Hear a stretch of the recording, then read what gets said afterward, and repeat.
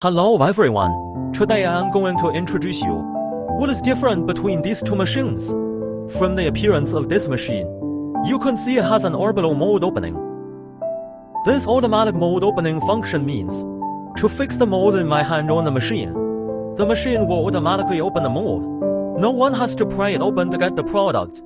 But if you use this machine, you need to manually pry open the mold to get the product.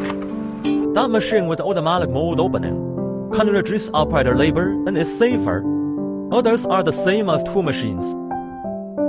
You can see that they both have 4 temperature controllers, which can make the temperature more stable.